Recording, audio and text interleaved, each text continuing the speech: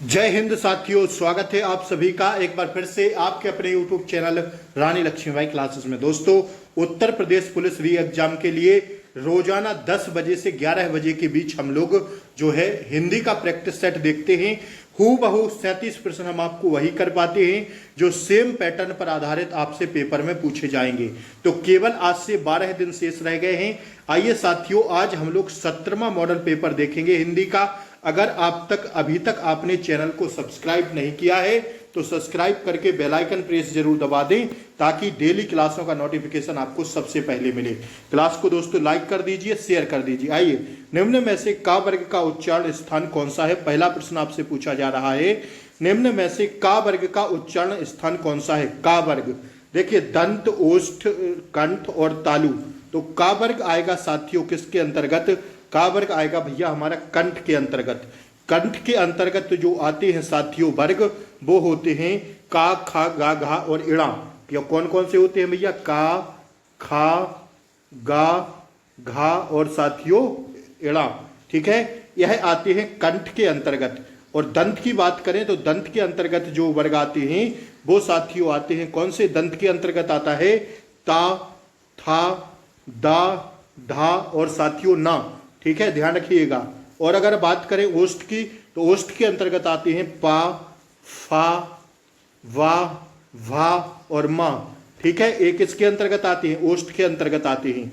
अब साथियों अगर तालु की बात करें तो तालु के अंतर्गत आते हैं चा, छा, जा, झा और साथियों उआ। ठीक है, तो मैंने आपको पूरे बता दिए, याद करना आपका काम है। आइए दूसरा प्रश्न हम लोग देखेंगे।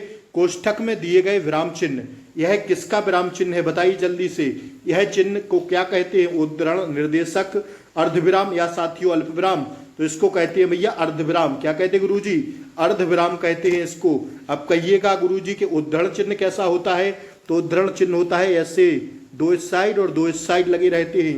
निर्देशक चिन्ह कैसा होता? तो निर्देशक चिन्ह होता भैया कैसे? ध्यान रखिएगा, ऐसे होता है निर्देशक चिन्ह। ठीक है, अल्पविराम तो आप जानते ही हैं ऐसा होता है, और अर्धविराम में ऊपर बिंदी और नीचे हलंत लगी रहती है। ठीक है ना। आइए अगला प्रश्न देखिएगा। चांदनी चौक में कौन सी संज्ञा है? चांदनी चौक में गुरुजी होगी ऑप्शन सी, व्यक्तिवाचक संज्ञा। ठीक है, वे भ्रष्टाचार के प्रबल विरोधी थे। वाक्य सर्वनाम का कौन सा प्रकार है?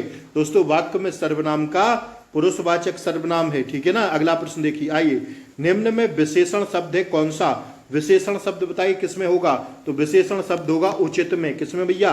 उचित में। मोहन किताब पढ़ता है, गोली की तरह रिवीजन कराएंगे, अंत तक बने रहना क्योंकि समय बहुत कम बचा है दोस्तों। 12 दिन बचे हैं। इन 12 दिन में इतनी प्रैक्टिस करवा देंगे आपको। बस आप लोग चैनल को सब्सक्राइब कर लीजिए और क्लास को लाइक कर दीजिए बस।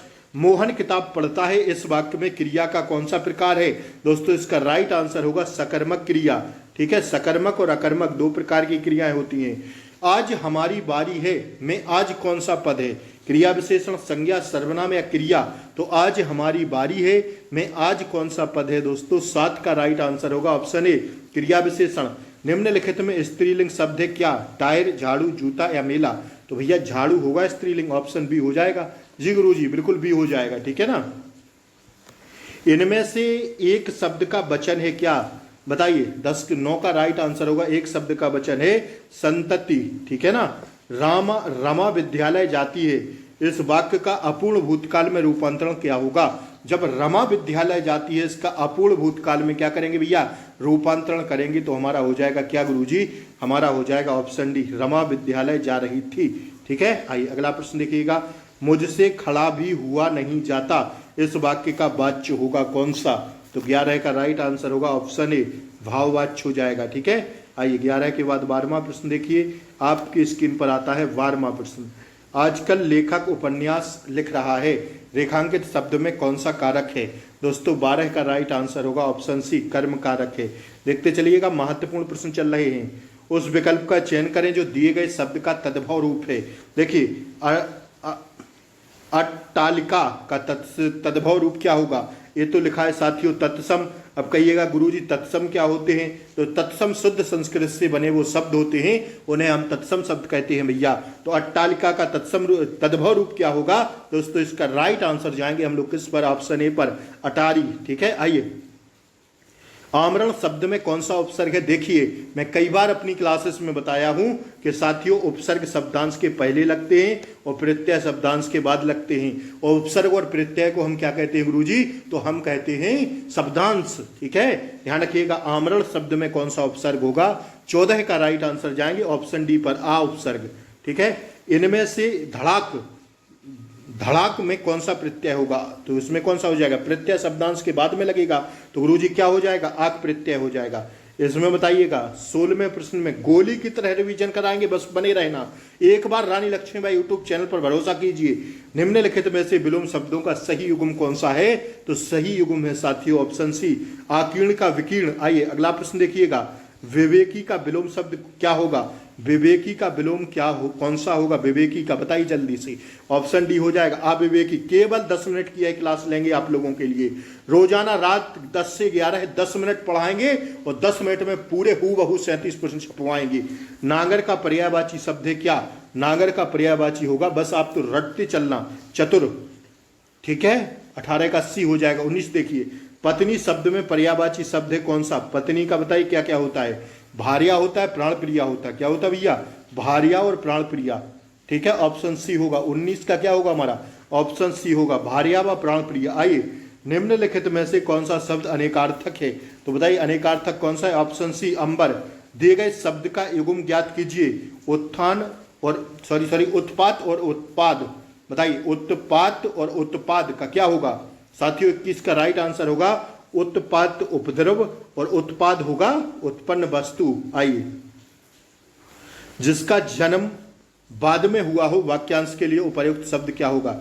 जिसका जन्म बाद में हुआ हो उसे क्या कहेंगे? उसे कहेंगे गुरुजी अनुज, मतलब बड़ा। अनुज मतलब छोटा, अग्रज मीन्स बड़ा। भाई जिसका जन्म बाद में हुआ होगा तो हमारा तो पहले हो गया ना।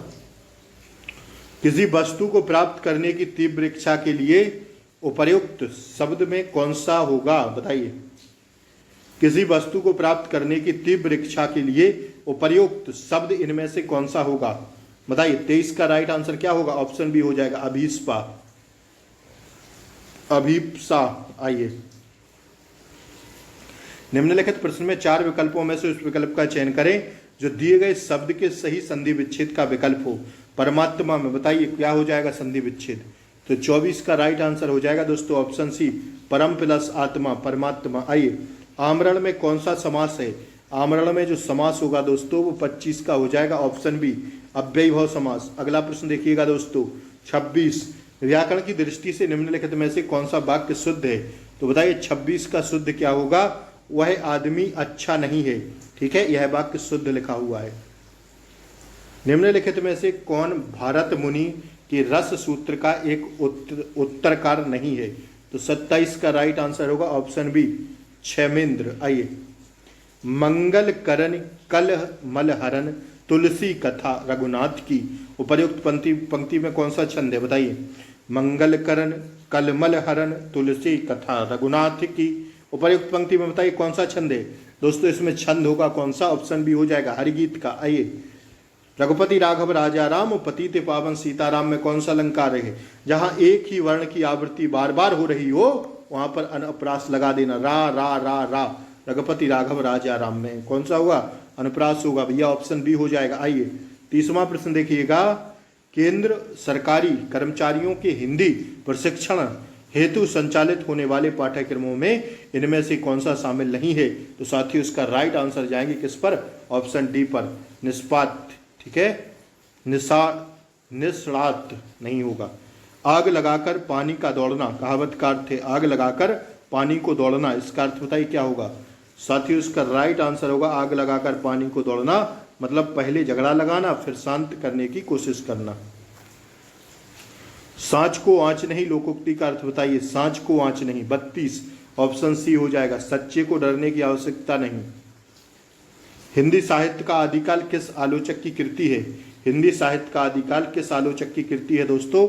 33 का राइट आंसर जाएंगे ऑप्शन सी पर, हजारी प्रसाद द्विवेदी की। अब देखिए गद्यांश आपकी स्क्रीन पर है, जल्दी से पढ़ते हैं हम गद्यांश को।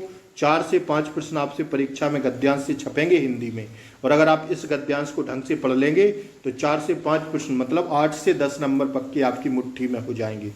हर एक राष्ट्र अपनी संस्कृति के बल पर ही प्रगति करता है। सांस्कृतिक धरोहर के माध्यम से ही वह अपना जीवन सुखी, उपयोगी, शांत तथा आनंदमय बना सकता है। सभ्यता एवं संस्कृति में घनिष्ठ संबंध होते हुए भी अंतर है। जीवन को श्रेष्ठ तथा उन्नत बनाने की साधनाओं का नाम संस्कृति है, और उन साधनाओं के प्राप्त जीवन प्रणाली का नाम सभ्यता है। किसी राष्ट्र की भौगोलिक परिस्थितियों का भी उनकी संस्कृति पर प्रभाव पड़ता है। अब बताइए गद्यांश के आंसर। गद्यांश का सही शीर्षक क्या होगा दोस्तों? 34 का राइट आंसर जाएंगे ऑप्शन ए पर, राष्ट्र के विकास में संस्कृति का योगदान। राष्ट्र किसके बल पर प्रगति करते हैं दोस्तों? 35 का राइट आंसर होगा ऑप्शन डी पर, संस्कृति के बल पर। ठीक है, अभी गद्यांश में देखिए ना, गद्यांश के किस शब्द को प्रयोग नहीं है, गद्यांश में किस शब्द का प्रयोग नहीं है? तो भैया पूरे गद्यांश में जो है प्रकृति का प्रयोग नहीं है।